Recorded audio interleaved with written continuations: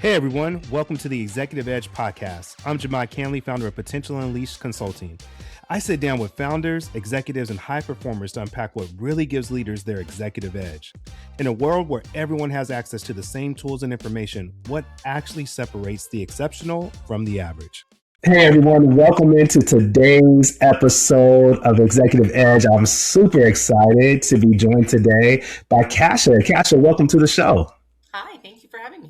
Hey, thank you for being here. So, Kasia, one question I always like to start off with is, what should leaders be thinking about today with all that's going on and all of the pressures on leadership? What's something that you think leaders should be thinking about today?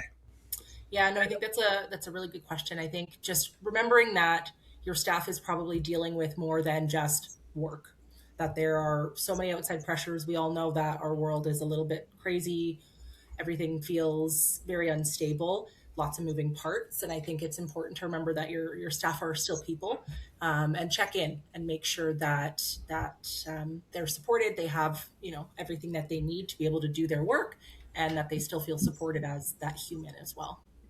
Yeah, thank you so much, Kasia. You know what? I really appreciate that. I know we have some other questions we'll get into, but there's so many gems that you just dropped even in that. And what would you say? Have you seen a shift? And I'm asking this because I think I've seen a shift, especially post pandemic, of people really needing to hold the balance that employees have more going on than just work. Have you seen a shift in that? Absolutely. I think the pandemic sort of showed people that they need to still put themselves first,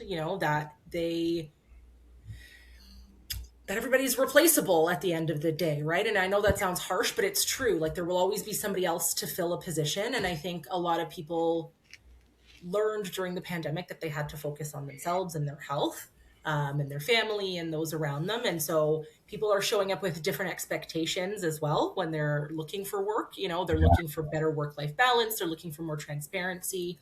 So there's definitely been a shift. Yeah.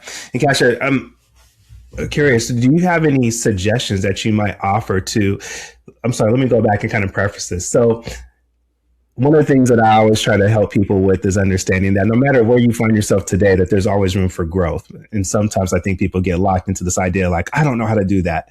So if you've been managing or in leadership for a long time, and again, let's just say the world pre-pandemic, post-pandemic. So you were a very efficient, effective leader pre-pandemic, and all you did was focus on the business. Do you have any tips or suggestions on how someone who that's not how they've been conditioned to lead could start leading more that way with that balance? How do they start helping people or helping lead people who are now, like you said, looking for more of that balance? Any tips or suggestions on how to move from just business mindset to seeing people as people? Yeah. I mean, I think a big part, in the coaching that I do with the leadership at Habitat, with the executives and directors and things, I'm always reminding them to make sure that they're checking in with their teams and they're asking questions, and also thinking about how they would want to be led, right? And to maybe lead from that perspective. Like everybody needs to be managed a little bit differently. But, if you want to be led with empathy, I think you need to lead with empathy as well, right? And just little things like that go a long way. Yeah, yeah, I love that. I love that. Well, that's awesome. And you just hit on something else, and I think this would be important as well. Would you mind telling us a little bit about your role, your position? I just heard you say, as you coach people at Habitat and being, the manager of people and culture, what does that all entail? Like, what is your day to day kind of, I guess every day is probably different, but what does your role entail for people who are listening and probably going, I've never heard of a leader of people and culture. We just have HR. We just have this thing, right?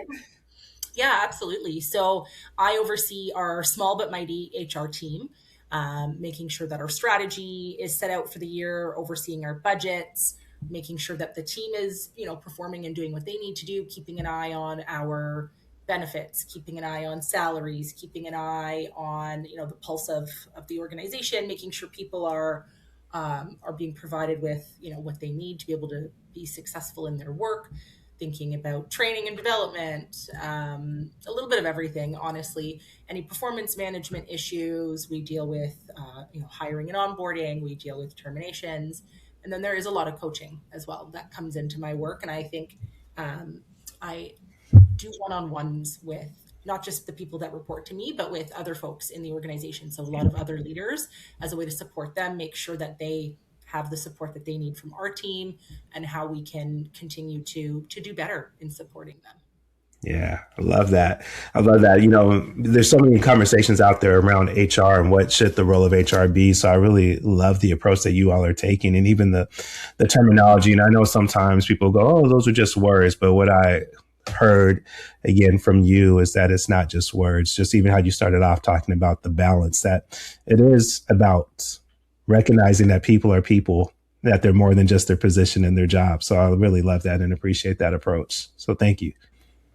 Thank you. No, I think that gets overlooked a lot. And I mean, it's right there in the name, right? Human resources. We need to make sure that the people are seen and heard and taken care of. Yeah, yeah, definitely. Well, Kasia, one of the things I've definitely have been really excited to talk to you about today is culture. So I'm going to ask a general question, and I know we'll dive deeper into this.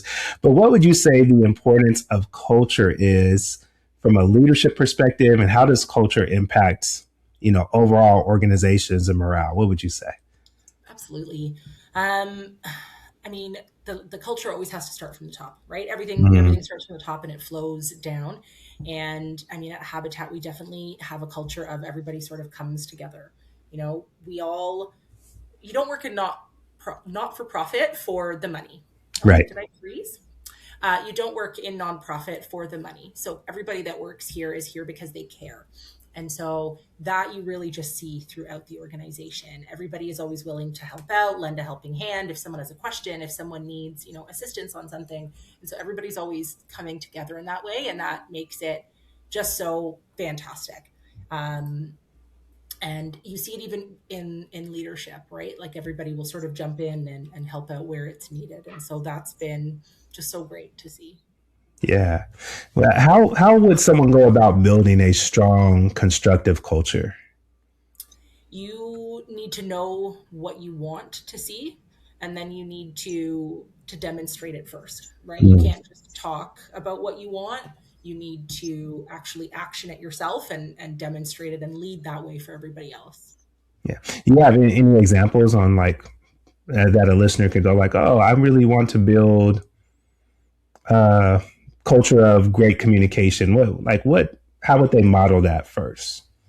I think a lot of transparency and openness and really being intentional about those communications, making sure that they are regular and ongoing, making sure that they're not just sort of fluff and, making sure that they all have a purpose, that they're meaningful, and that they're speaking to the things that others in the organization might be wondering about. Yeah, love it, love it. Well, along those lines, what would you say is maybe a uh, I'm trying to think of the right word here, but kind of what I'm going with is, what would be a dangerous culture that you would tell people to be on the lookout for? That maybe they didn't create intentionally, but something that they should really look for, that you've seen impact teams or organizations, that they should really be on the lookout for if they start to see this culture build.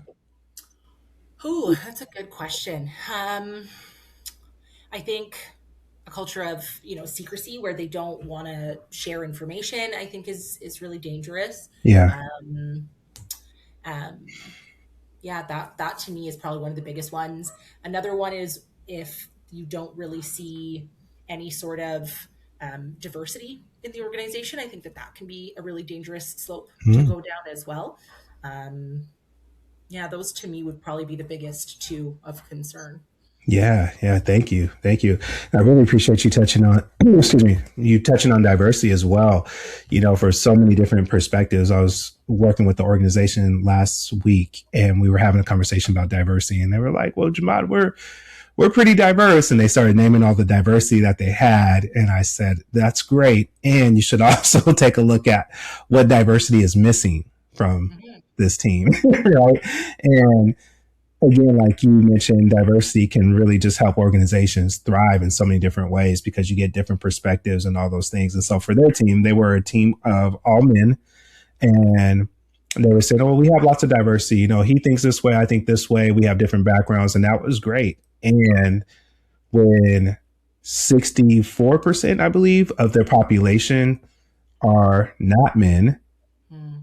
what might this leadership team be missing out on that, you know? So again, really appreciate you naming that as well. So I think, especially right now, I think that that's a conversation that people are unsure how to approach as far as the diversity conversation in today's world and climate. So thank you for that. You also mentioned kind of in our pre conversation, something I've been waiting to jump into. You mentioned the culture of us versus them. Yeah. Yeah, could you speak to that? Like, well, what does that look like? Why is that dangerous to an organization? Because I've heard some leaders over the years go, "Oh, you have to keep the separation of us versus them, right? It's got to Mm. be that way." And you know, and that's again the way that they were brought up. So, what are your thoughts around that?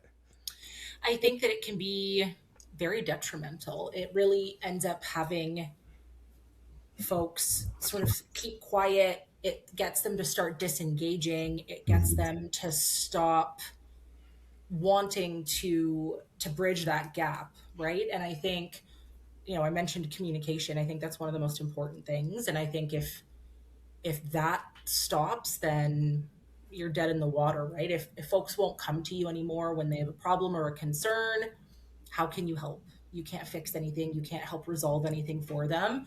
And then it ends up being a bit of this self-fulfilling prophecy, right? You feel disengaged, so you disengage more. And then by disengaging more, that gap widens, right? And it becomes harder to bridge that down the line. And I just think um, it's sad to hear that some people still think that that's the way that they should operate, because I don't agree.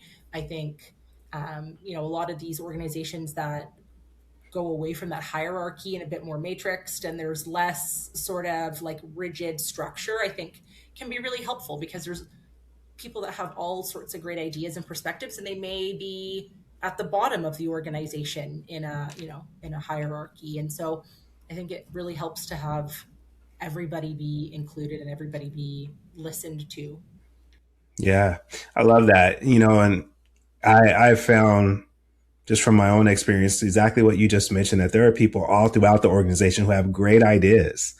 You know, it can really contribute, but sometimes if we've created that us versus them or that strict, rigid hierarchy, those voices never get heard, you know? And So, then it'll disengage them even more, right? right. Right. You know, and I think that that's such an interesting, you know, kind of segue into this next piece, that just as I was listening to you speak on that, I thought, well, gosh, what Cash is describing is that us versus them culture can definitely lead into that silent quitting Mm, that we've been hearing so much about. yeah. And leaders are like, well, how do we work through this? And I think you just hit the nail on the head of like one of the ways that you can work through the silent quitting, or not work through it, but help move people away from that, is engaging them and removing some of that us versus them. Because when those barriers are there, I just imagine that it probably leads to that.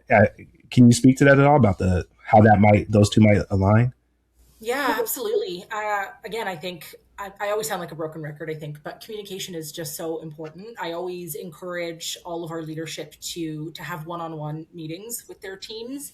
And it's not just to talk about the status of project A, or, that report that was due at the end of last week. It's to see how they're doing. It's to see how they're feeling with their work. Do they feel engaged in their work?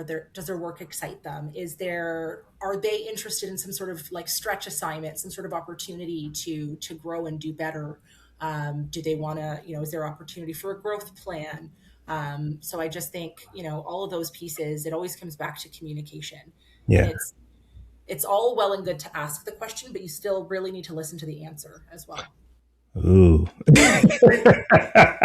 I think that's a gem right there. I'm just going to repeat it so everyone can hear that. It's great to ask the question, but we also need to listen.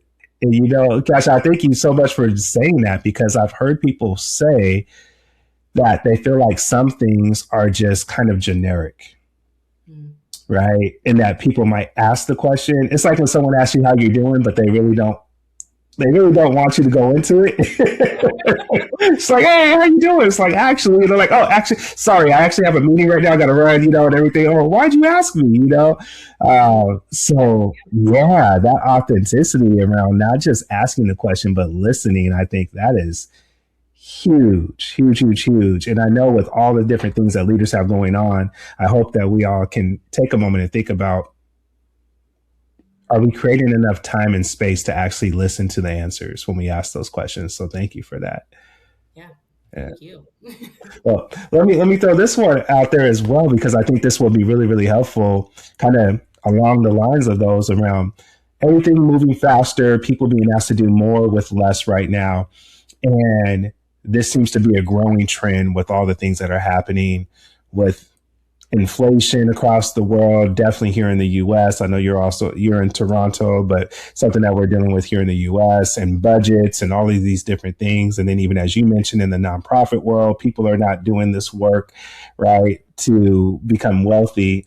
So with all that is going on, and with the increase in demand, asking people to do more with less, how would you suggest, recommend, or what have you seen that can work really well on keeping people engaged, inspired, um, and feeling like they're appreciated in the work that they do? Absolutely. No, very good questions. I think there's a couple pieces to that. I think, especially for us here at Habitat, I know for myself, Yeah, every time we get to see the connection to the work that we do, when we get to see the partner families, when we get to see the kids, the little guys and the little girls and everybody that gets to move into the homes, and they're talking about what a wonderful impact this has had on their lives. That always reconnects me to the work that I do. I'm so far removed, right? I'm in the background yeah, in yeah, HR, but when I see those things, I know that really just motivates me and gets me, ready to go for, for all the work that is to come. And I know it's kind of the same across the org.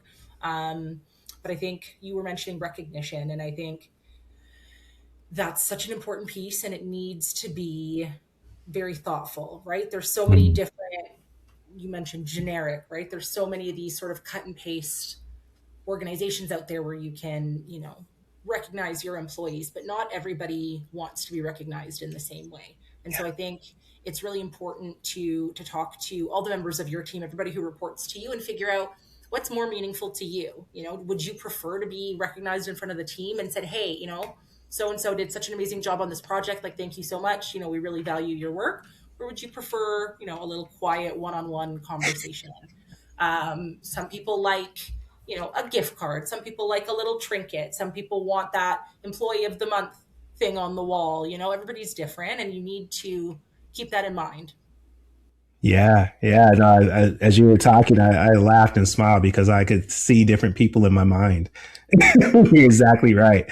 Some people who I know that if you had recognized them in front of everyone, they probably would stop speaking with you, but they're the same person that if you gave an individual card to, they would cherish it forever, Mm-hmm. you know?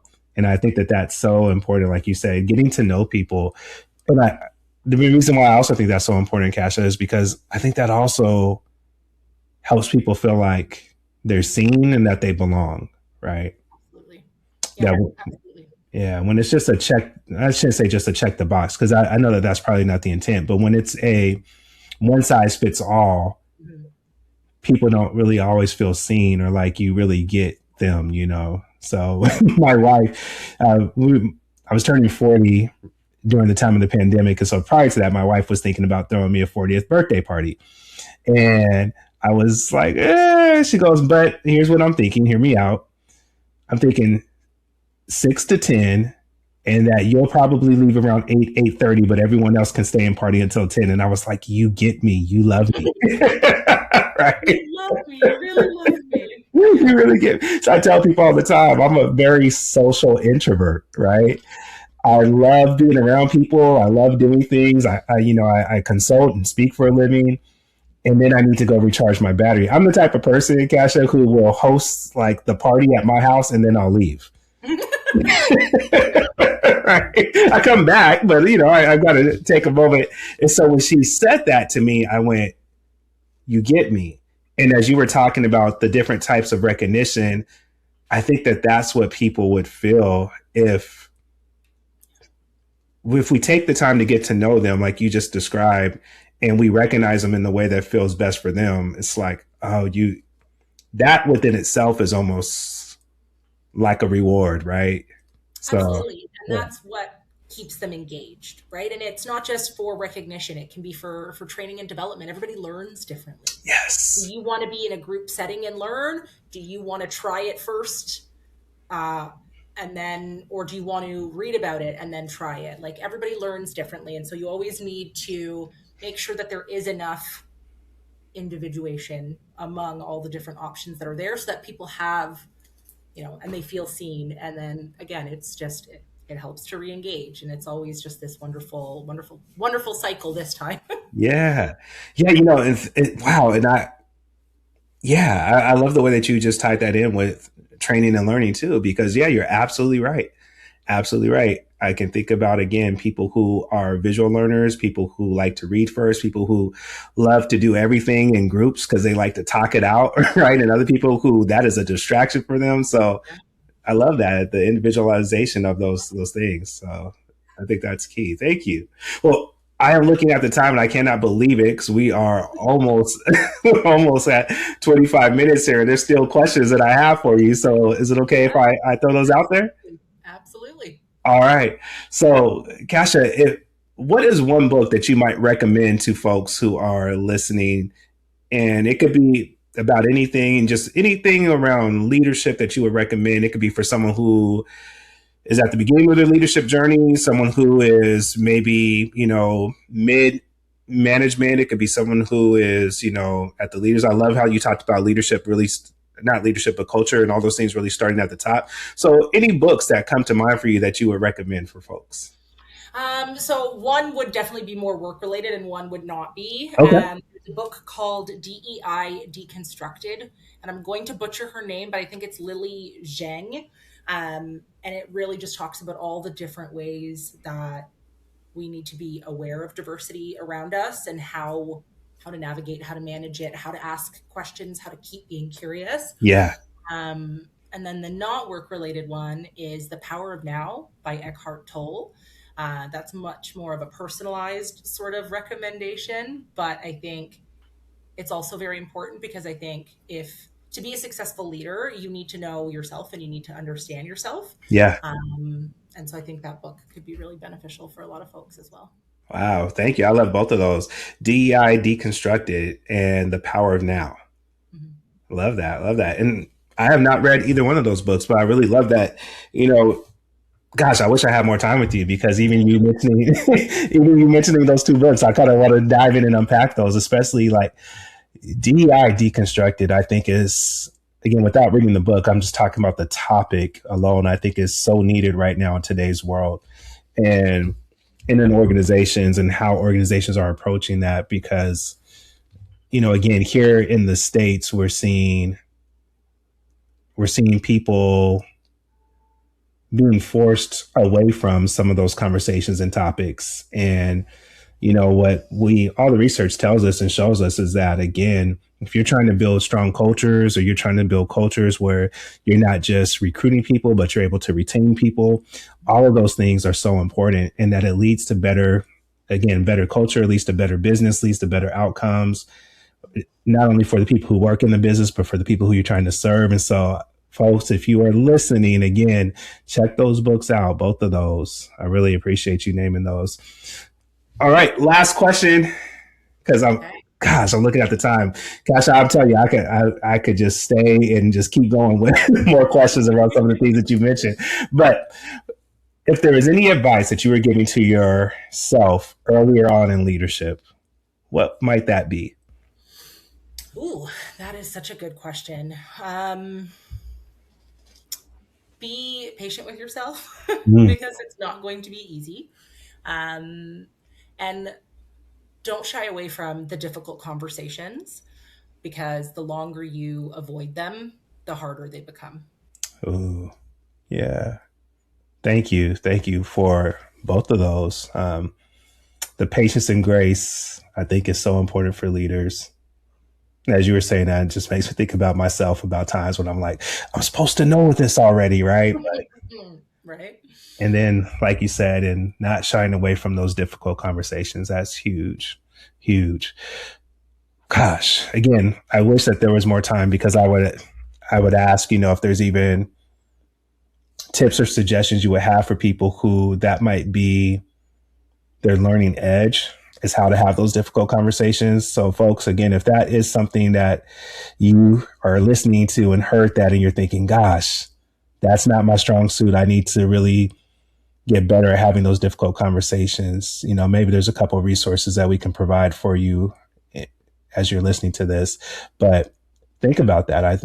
Kasia, thank you so much for that and sharing those. I think that those are really key takeaways for folks. So yeah. Um, Kasia, it's been a pleasure. Any last words that you would like to share with the audience before we close out today? Ooh, oh, that's probably the hardest question of the day. I guess just honestly, if you're struggling, you're not the only one who's struggling. I think everybody's having a hard time right now. Give yourself that grace, Mm-hmm. and take care of your mental health. Love it. Love it. Well, Kasia, thank you so much. I can see why the work that you're doing at Habitat for Humanity and the work that you all are doing is going so well. It's an organization with a great mission, but it also seems to have really great people with great minds and great hearts inside of it. So I thank you so much for being a guest on the show today and sharing just not all of your, but sharing your wisdom and your examples. Really appreciate it. Thanks for having me, Jamad. It's been a pleasure. Yeah. Well, thank you, everyone. Again, please, please, please feel free to check out those books if again, if you're looking for something to read, and listen more than once because there's a lot of jewels in this episode that you're probably going to need to go back to and write some notes on. So thank you again for listening. Thank you for being here, Kasia. We appreciate you all. And until next time, take care.